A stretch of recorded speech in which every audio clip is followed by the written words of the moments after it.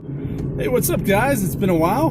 Back with another video. Again, I apologize for it being dark. It is pretty early where I'm at, and I'm driving to work, and this is the only daylight I get. So, wanted to talk about, just give you guys an update on what's going on.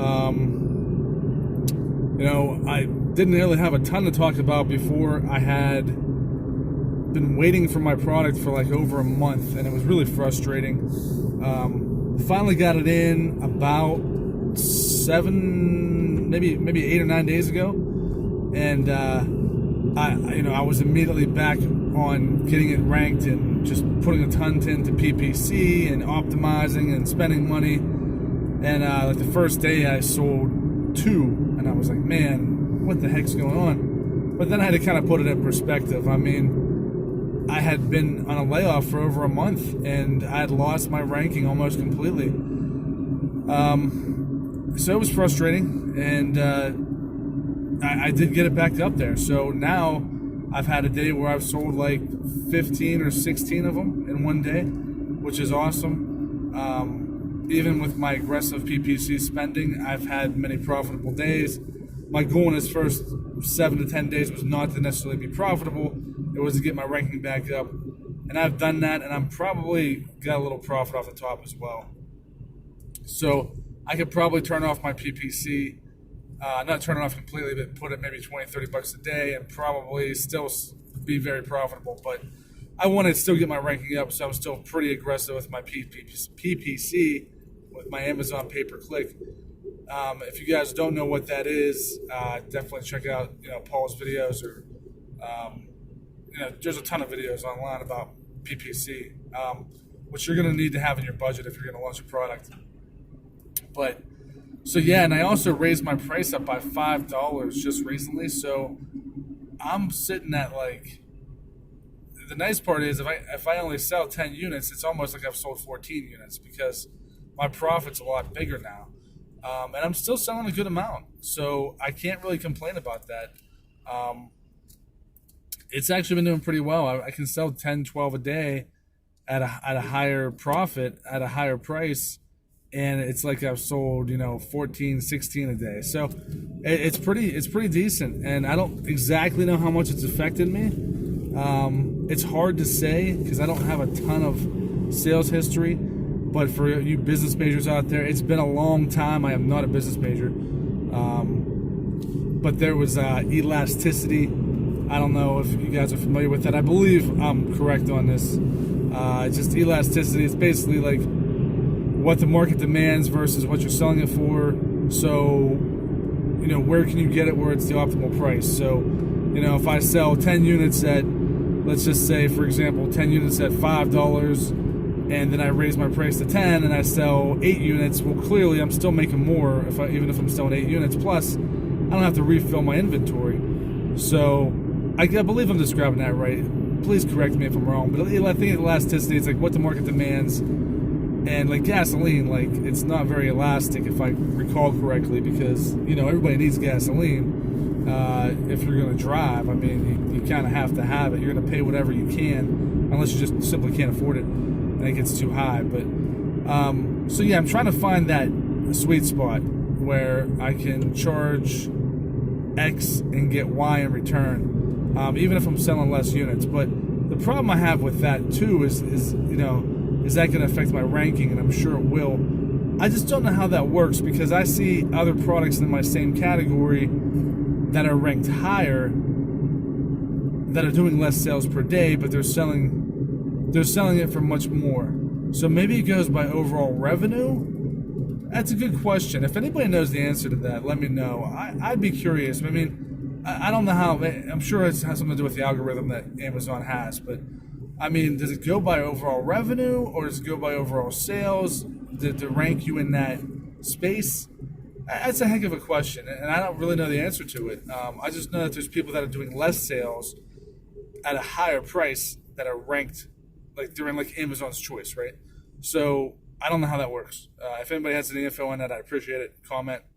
And that's too, guys. I'd appreciate if you subscribed and liked the video. That would really help me out. Just getting started here, so it's still a struggle getting subscribers and everything. And another thing I want to talk about, guys, and I'm sure a lot of you new sellers out there are kind of going through the same thing. And I got to be honest, I don't know a whole lot of information about it. That's that dreaded word nobody wants to talk about. It's taxes, right? So, it's so confusing to me, and it feels very overwhelming to me. And I hope it doesn't feel like this in a year. Like, maybe I'll probably be like, man, I was completely overreacting to taxes, right? But in all honesty,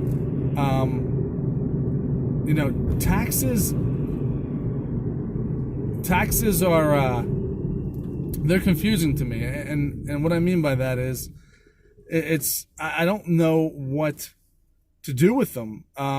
I've read information about this nexus, right? So if you have inventory, supposedly you owe sales tax if they don't automatically collect it, if Amazon doesn't automatically collect it in like how many different states, which is so overwhelming. And I've also heard people say that they can't force you to collect taxes. You don't really have a nexus there, even if they put your inventory in these states, because you have no control over where they send your inventory.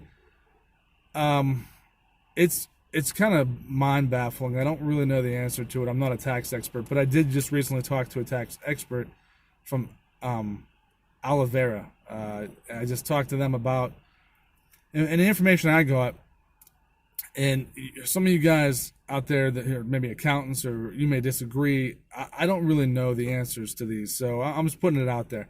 The information I got about it was, if you have physical inventory in any state, then you have a physical presence in that state, is what he told me. Now, again, he's a salesman, so I'm not saying he's right or wrong, but I'm just pointing that out. So he says you have a physical presence in that state. Well, okay, I mean, great. So a physical presence in that state, but like, there's like what, 100 warehouses across the country, and I've probably been in 50 of them. So I'm supposed to pay sales tax in every state just to get registered through his service. It's like $200 per state, and then it's like $18 every time you remit taxes for that state.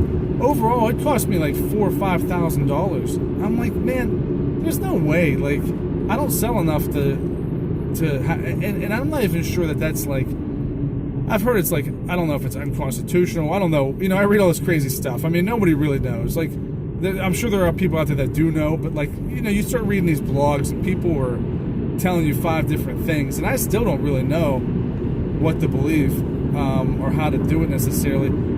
From what my understanding with taxes is that Amazon collects them and remits them in the states that they do that. Now, there's only certain states that they do remit and do that, but